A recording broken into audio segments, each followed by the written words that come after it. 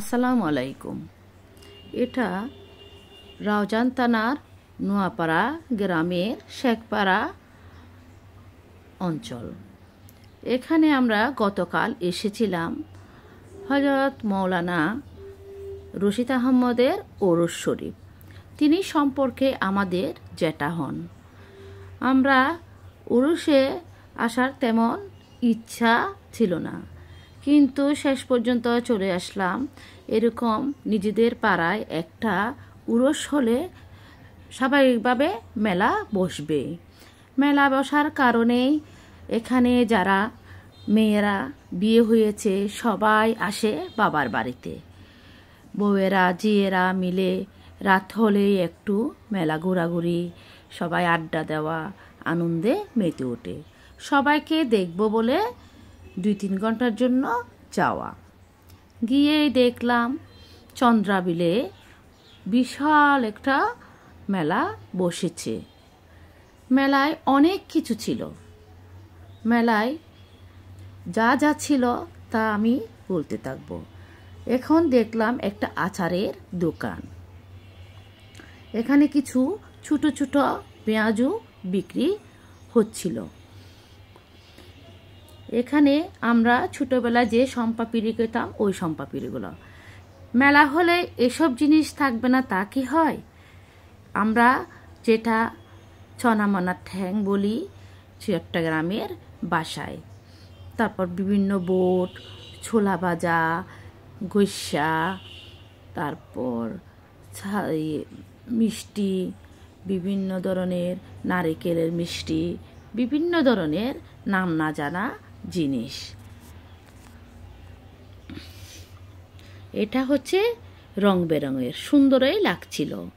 এই দোকানগুলোই বেশি এসেছিল, কারণ মেলা হলেই এই দোকানগুলোই বেশি আসে। আগে মেলা হলে এভাবে চেয়ার টেবিল দিয়ে বা দাঁড়িয়ে মেলা খুবই কমে বসতো। দোকানগুলো তখন মাটিতে আসন পেতে সুন্দর করে বসতো, আর বেশিরভাগ মাটির জিনিস, মাটির পুতুল, ফুলের টব এগুলোই দেখা যেত। এখনকার মেলায় এসব দেখা খুবই কম মিলে। ফুচকার দোকানও এসেছে কয়েকটা। বেলুন ছিল বাচ্চাদের জন্য আকর্ষণীয় একটি বিষয়। আরও কয়েকটি দোকান ঘোরাঘুরি করলাম, করে দেখলাম সেম জিনিসগুলোই বারবার দেখা যাচ্ছিল। এগুলা মানুষ কিনছিল। মেলা হলে এই জিনিসগুলো খেলে। এখানে একটা মাটিতে দোকান দেখলাম এই প্রথম। মেলার আকর্ষণ বাঁশি, এটাও দেখলাম। ছোটোবেলায় এই বাঁশিগুলোর সাথে বেলুন থাকতো, সবাই বাঁশির বেফু বাজিয়ে বাজিয়ে যাওয়া আসা করতো। কিছু খেলনা, কিছু পুতুল দেখলাম এখানে। এই ধরনের দোকানও ছিল বেশ কয়েকটা। হাঁটতে হাঁটতে গিয়ে দেখলাম মাটিতেও কিছু দোকান বসেছে, কিন্তু সচরাচর খুবই দেখা যায় এরকমই জিনিসগুলোই বেশি দেখলাম, যে জিনিসগুলো সবখানে পাওয়া যায়। এখানে কিছু ব্যাগ দেখলাম মেয়েদের। আর একটি দোকানে দেখলাম এখানে কিছু কানের দুল, লিপস্টিক, প্রসাধনীগুলো ছিল। এখানে কিছু চুড়ি, চিরুনি ছিল।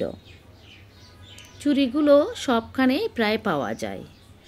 আগে মেলা হলে কাচের চুড়ি আমরা বেশি দেখতাম। কাচের চুড়িগুলোই বেশি নেওয়ার জন্য সবাই মেয়েরা ভিড় করতো।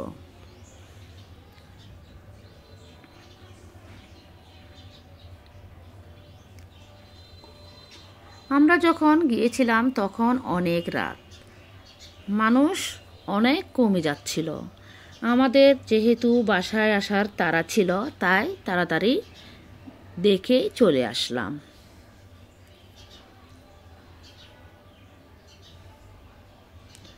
এখানে অনেকগুলো পুতুল ছিল। এখানে ও কিছু সুন্দর চুড়ি ছিল।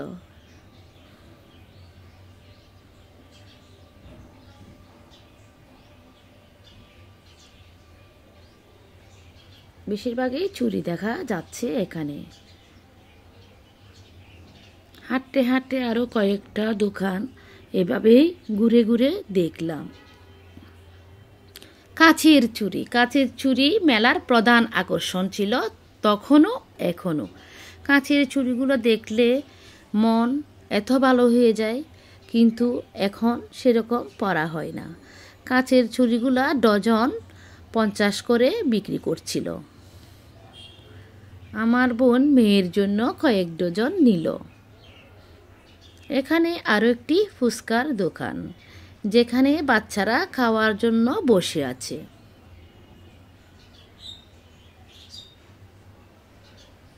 ছোট ছোট বাচ্চাদের আনন্দই হচ্ছে মেলা।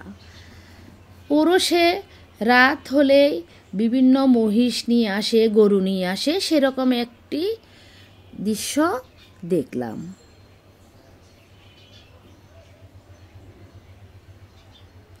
বাদ্য বাজানা বাজাতে বাজাতে এগুলো নিয়ে যাই। আমরা রাস্তার এক পাশে দাঁড়িয়ে দেখ। আজকে এই পর্যন্ত। আল্লাহ হাফেজ। সবাই ভালো থাকবেন।